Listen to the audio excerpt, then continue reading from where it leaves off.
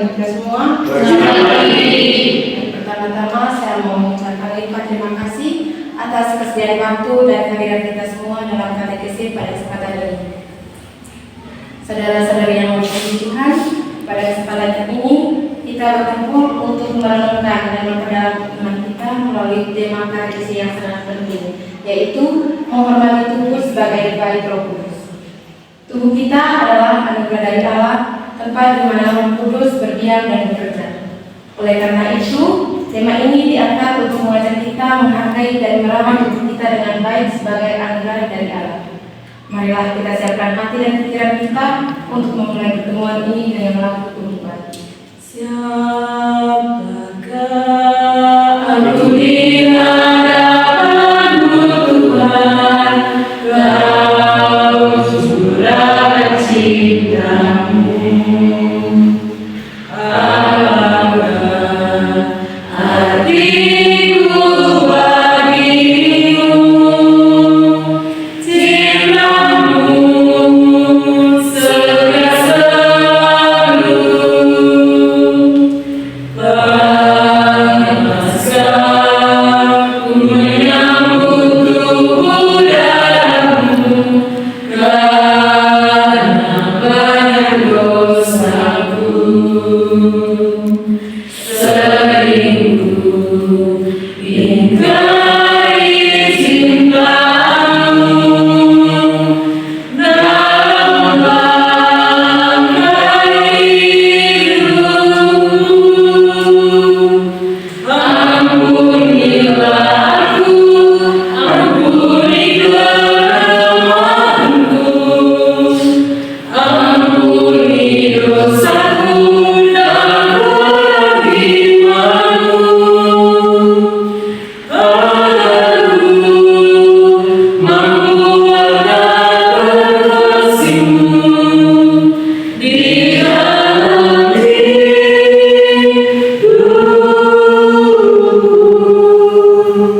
Bersihkan hatiku dengan sucinya cinta-Mu, jadikan hatiku istana cinta-Mu. Tempat yang layak untuk bersamanya, tubuh dan darah-Mu. Marilah berdoa. Dalam nama Bapa, Dalam nama Putra dan Roh Kudus. Amin. Allah Tritunggal Maha Kudus, Bapa, Putra dan Roh Kudus, puji serta syukur kami haturkan kehadiran-Mu atas segala berkah yang Engkau limpahkan atas kami hari ini, sehingga kami dapat berkumpul di tempat ini untuk memuji dan mengucapkan nama-Mu yang kudus dan melaksanakan katekesi kami. Semoga Engkau senantiasa membimbing kami, dan semoga apa yang kami dapatkan dalam katekesi ini dapat berguna bagi kami. Nama-Mu yang kami puji kini dan sepanjang segala masa. Amin. Baik saudara-saudari yang terkasih, untuk mendalami tema katekesi kita hari ini, kita menggali situasi konkret dengan sebuah cerita. Saya meminta satu orang untuk membacakan cerita. Hormati tubuh sebagai bait Roh Kudus. Di sebuah desa kecil di pinggiran Yogyakarta, hiduplah seorang remaja bernama Aga. Ia dikenal cerdas dan ramah, tetapi memiliki satu kebiasaan buruk, sering mengabaikan kesehatan. Aga gemar tidur larut malam, jarang berolahraga, dan kerap mengonsumsi makanan cepat saja. Suatu hari dalam pelajaran agama, Bu Ratna menjelaskan tentang makna tubuh sebagai bait Roh. Ia mengutip ajaran dalam Alkitab 1 Korintus bab 16 ayat 19 sampai 20 yang mengingatkan bahwa tubuh adalah bait Roh Kudus dan karena itu harus dihormati. Kata-kata itu terngiang di benak Aga. Ia mulai bertanya dalam hati, jika tubuhku adalah tempat yang kudus, sudahkah aku menjaganya dengan baik? Beberapa minggu kemudian, Aga jatuh sakit akibat kelelahan dan pola hidup yang buruk. Ia harus beristirahat dan dapat mengikuti lomba basket antar sekolah yang diadakan di Surakarta. Saat terbaring lemah, Aga merenungkan kembali pelajaran Bu Ratna. Ia menyadari bahwa tanggung jawab bahwa menghormati tubuh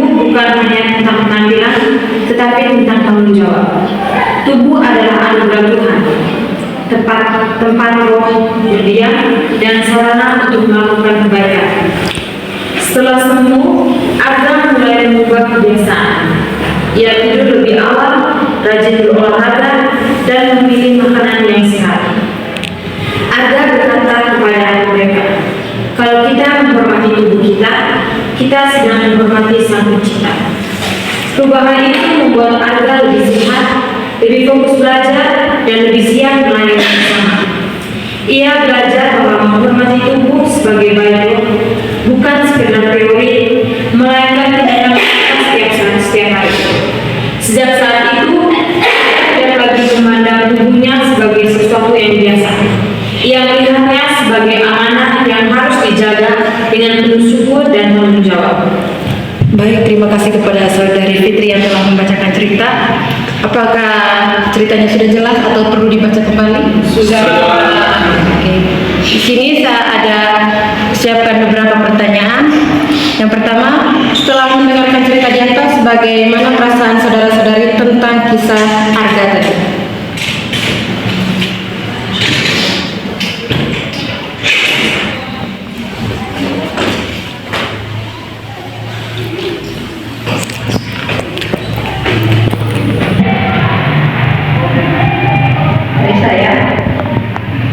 Setelah mendengar cerita tentang Arga tadi, perasaan saya tersentuh dan merasa bahwa cerita Arga ini mungkin nanti bisa menjadi inspirasi bagi saya, karena kira-kira ini juga saya ini gemar sekali sering kali begadang, terus pola tidurnya juga tidak teratur, jarang olahraga, dan pola makannya juga sering mengonsumsi makanan berminyak seperti gorengan gitu. Dan setelah mendengar cerita Arga ini, mungkin nanti kedepannya saya juga bisa menjadi lebih bisa menjaga tubuh saya agar bisa terhindar dari segala penyakit-penyakit yang nantinya bisa jadi itu menyerang kesehatan tubuh saya gitu. Terima kasih. Baik, terima kasih dari Saudari Claudia. Mungkin ada lagi? Tidak ada. Mungkin dari Saudari Vindi?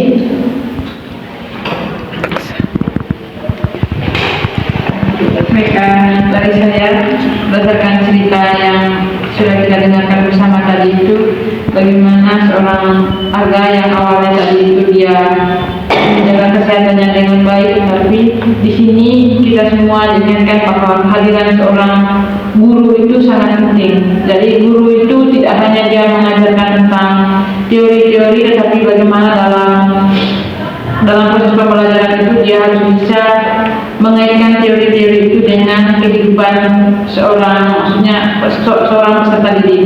Karena apa? Sekarang ini di dunia yang sekarang ini jarang sekali ada orang tua yang peduli dengan anaknya. Maksudnya terserah anak dia mau makan atau tidak, intinya kami sudah kasih uang jajan, jadi uang itu mau digunakan untuk apa. Tapi di sini tadi melalui kisah yang dibacakan tadi itu, saya sangat tersentuh bagaimana seorang guru itu memberikan seperti lilin kecil bagi Arga agar ia bisa menjaga tubuhnya itu supaya menjaga kesehatannya, karena tubuhnya itu merupakan baik dari Roh Kudus. Itu sudah dari saya. Oke, baik, terima kasih dari Saudari Vindi. Pertanyaan kedua, setelah mendengarkan cerita tadi, kira-kira apa pesan dan kesan yang dapat dipetik?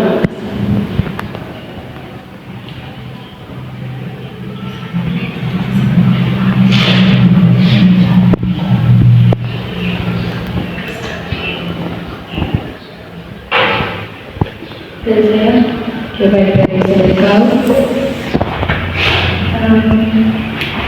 yang kita bisa ambil dari cerita Arga tadi, bahwa kita harus tahu ditanamkan dalam hati dan pikiran kita bahwa Tuhan kita adalah baik Roh Kudus.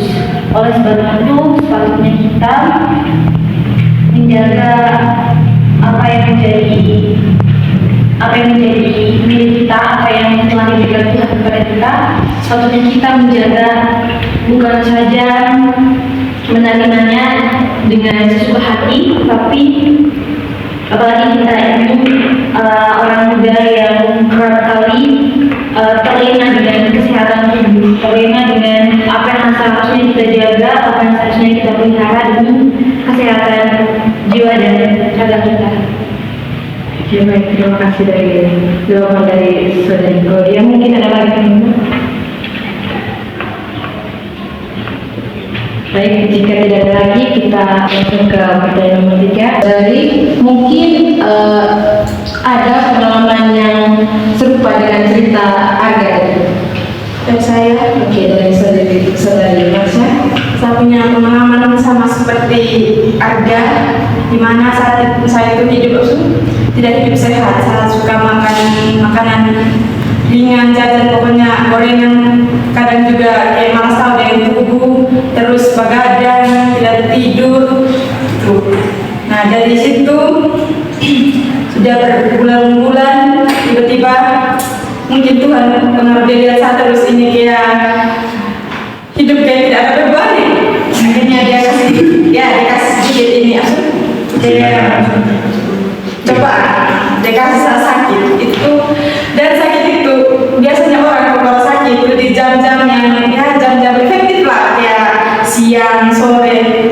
Saya tidak, di jam 2 subuh itu. Dari situ saya punya asam lambung dia naik, dan saya juga ini darah rendah, pengaruh tidak tidur malam.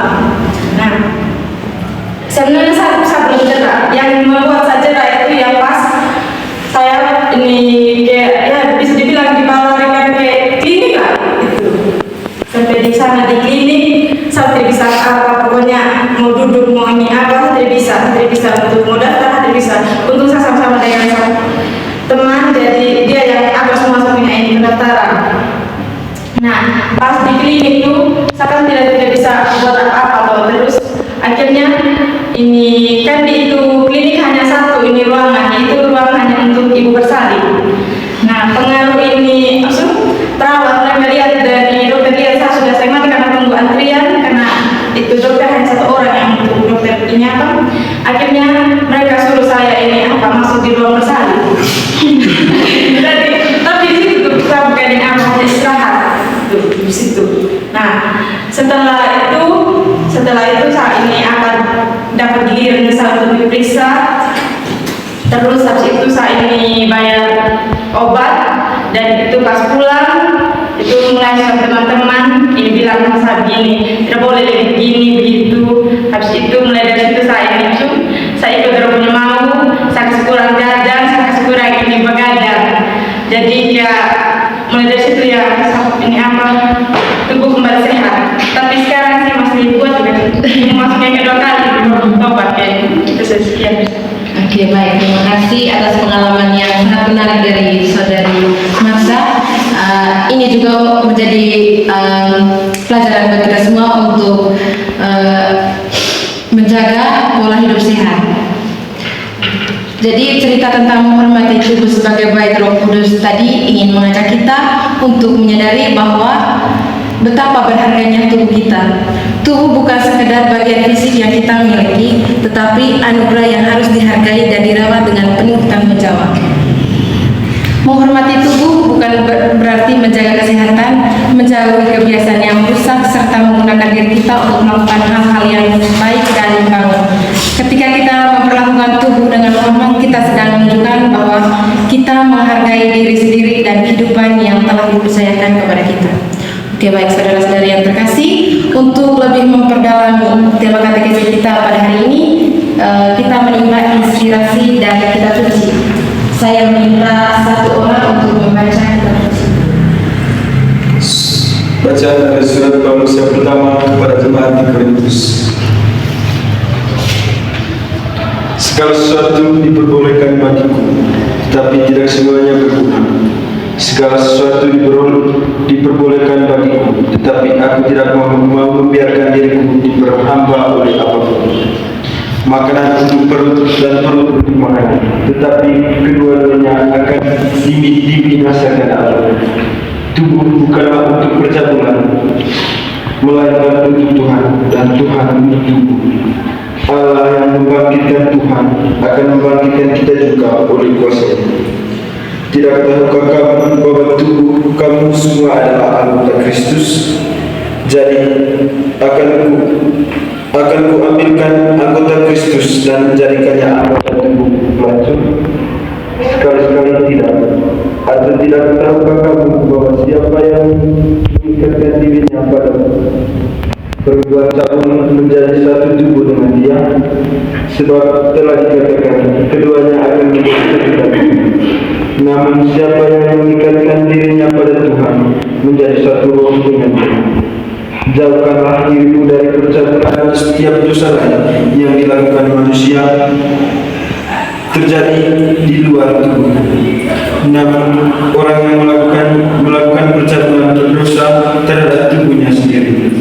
Atau tidak tahukah kamu bahwa tubuh kamu semua adalah bait Roh Kudus yang tinggal di dalam kamu, Roh yang kamu peroleh dari Allah, dan bahwa kamu bukan milik kamu sendiri, sebab kamu telah dibeli dan harganya telah lunas dibayar. Karena itu muliakanlah Allah dengan kita. Demikianlah sabda Tuhan.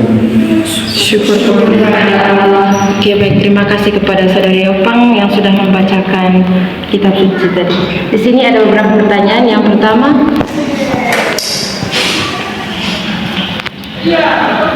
bacaan tadi adakah ayat yang menarik menurut saudara-saudari?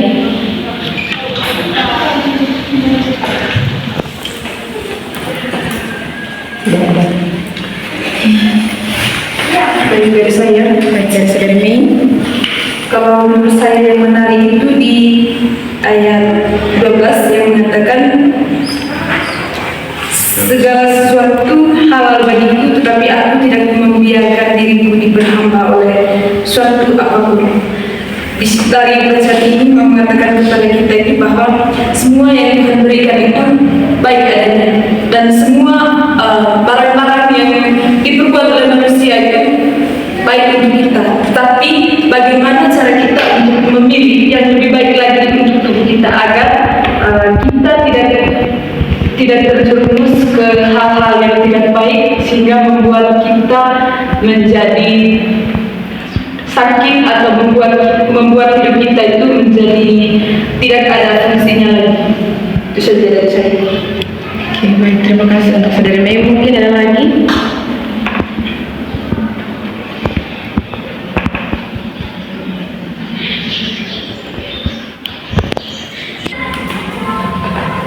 Baik, mungkin ada lagi?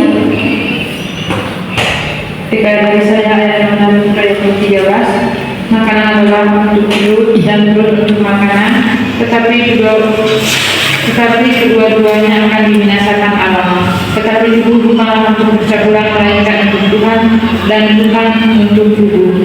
Ayat ini sangat menarik, yang mana mau menyampaikan kepada kita bahwa tubuh kita itu sangat berharga. Karena seperti tema katekis kita pada hari ini, yaitu adalah tubuh adalah bait Roh Kudus. Jadi tubuh kita itu merupakan bait Roh Kudus yang mana kita itu sangat berharga di mata Tuhan. Di balik semua hal yang diciptakan manusia dan lain-lain, sebenarnya yang paling berharga dari semua ciptaan itu adalah diri kita sendiri.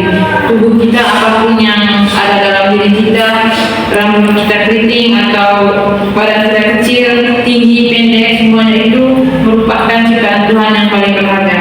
Dan seperti yang dikatakan oleh kitab suci adalah Tuhan untuk tubuh dan tubuh untuk Tuhan. Jadi tubuh kita adalah baiknya Roh Kudus.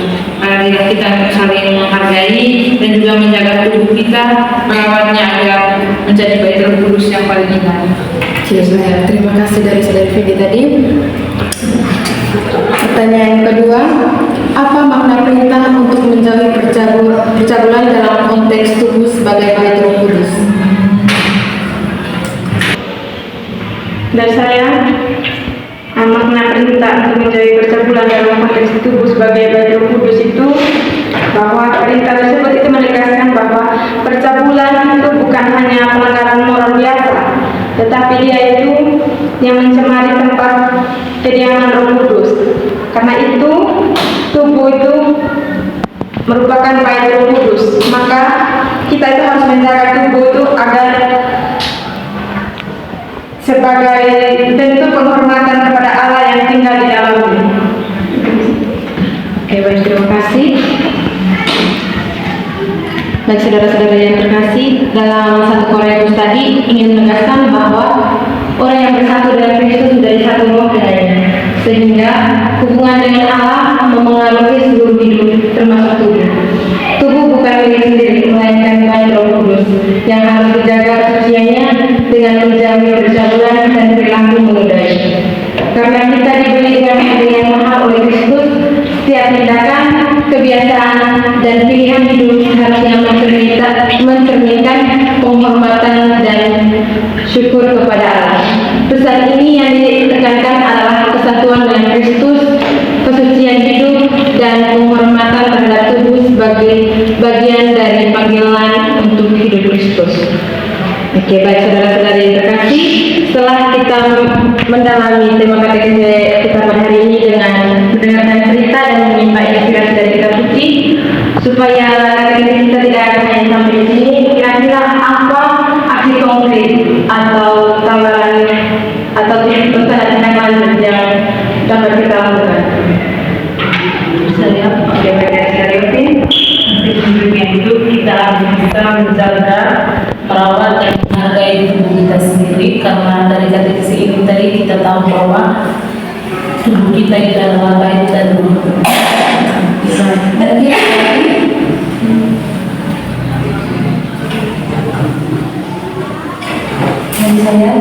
Dari saudara kalian ketika kami sudah yakin sebagai kaum Tuhan.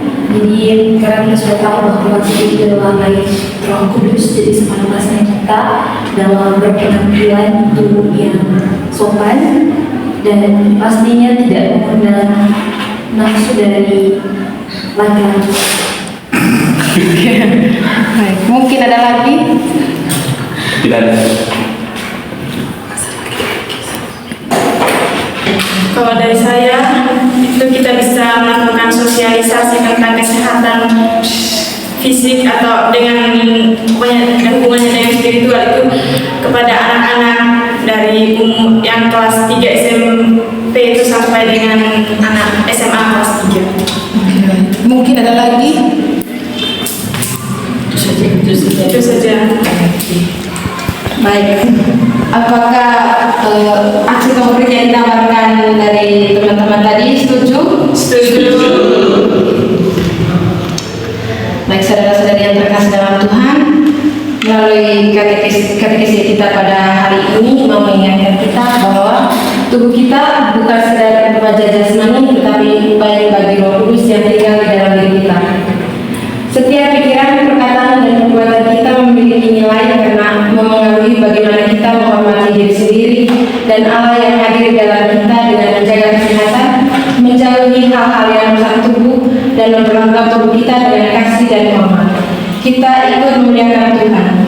Tubuh yang kita rawat dengan baik bukan hanya menjadi sumber kebahagiaan dari energi, tapi juga sarana bagi pelayanan, cinta, dan kebaikan bagi sesama. Baik saudara-saudara yang terkasih, sekali lagi saya mau mengucapkan berlimpah terima kasih atas kehadiran dan partisipasi kita pada katekese hari ini. Dan saya mau meminta maaf bila ada kata atau kalimat yang kurang berkenan selama katekese berlangsung tadi. Marilah kita berdoa. Allah yang Maha Kuasa dan Kekal, kami telah merenungkan sabda-Mu. Kami mengakhiri pertemuan katekese kami pada hari ini dengan rasa syukur atas berkah dan rahmat-Mu. Semoga dengan pertemuan katekese kami pada hari ini dapat menumbuhkan niat kami untuk merawat tubuh kami dengan baik, memampukan kami untuk menghormati tubuh sesama kami, serta menggunakan seluruh hidup kami untuk memuliakan-Mu. Bimbinglah kami agar apa yang kami pelajari hari ini sungguh-sungguh kami wujudkan dalam kehidupan sehari-hari. Dan Kristus Tuhan yang mengantara kami. Amin. Kasih Yesus sungguh indah di dalam hidup ini, sungguh manis tapi manis hidup bersama Yesus.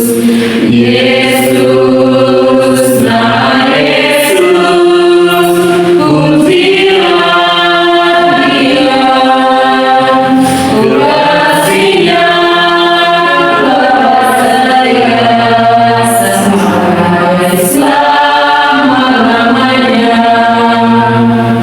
Nama Bapa